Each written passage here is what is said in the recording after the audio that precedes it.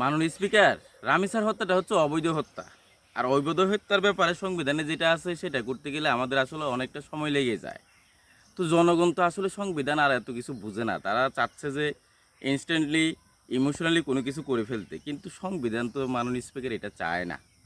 তো মাননীয় স্পিকার এই সংবিধান যদি না চায়, কিন্তু আমাদের এখন চাইতে হবে, যেহেতু জনগণের ম্যান্ডেটে আমরা এসেছি, আবার ভবিষ্যতেও আমরা আসব। তো আমরা আসতে চাইলে সেই ক্ষেত্রে আমাদেরকে অবশ্যই জনগণটাকে বেশি প্রাধান্য দিতে হবে। তাছাড়া একটি অবৈধ হত্যার বৈচারিক ব্যবস্থা হচ্ছে বৈধ হত্যা। তো মাননীয় স্পিকার, বৈধ হত্যা করতে গেলে তো অনেকগুলো ব্যাপার স্যাপার আছে, সেজন্য অনেকটা সময় লেগে যায়। তো যাই হোক, সব কিছু মিলিয়ে আমরা রামিসার যে বাবার যে আবেগীয় কথা শুনেছি, সেটা হচ্ছে তিনি আর বিচার চান না।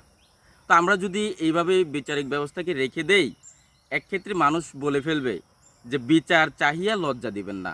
সেই জন্য আমি একটি আইন এখন উপস্থাপন করছি। সেই আইনটি হচ্ছে, যেই তারিখে যেই সময়ে দর্শন হবে, যেমন আজকে যদি দর্শন হয়, আজকের এই তারিখে অর্থাৎ 1 মাস সময় দেওয়া হবে এবং অটো ম্যাজিস্ট্রেটি পাওয়ার থাকবে আইনটাতে। আমরা আইনকে আইনের আওতায় আনতেছি মাননীয় স্পিকার, নতুবা আইনকে এদেশের মানুষ বলৎকার শুরু করবে মাননীয় স্পিকার। অবস্থা খুবই খারাপ। তো সেই জন্য যেই দিন বলৎকার হবে, যেই দিন দর্শন হবে, ঠিক ওই দিন ওই তারিখে আর 1 মাস সময় আর কি, মে মাসের 1 তারিখে হলে এপ্রিল মাসে তার ফাঁসি অটো হয়ে যাবে। আর এই 1 মাস আমরা সবাই ওই অবৈধ হত্যাকারীর পক্ষে থাকব।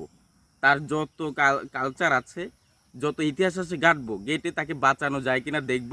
যদি সত্যি সে দোষী হয়ে থাকে, অটো তার ফাঁসি হয়ে যাবে যেদিন সে দর্শনটা করেছিল। এইটাই আজকের আইন মাননীয় স্পিকার।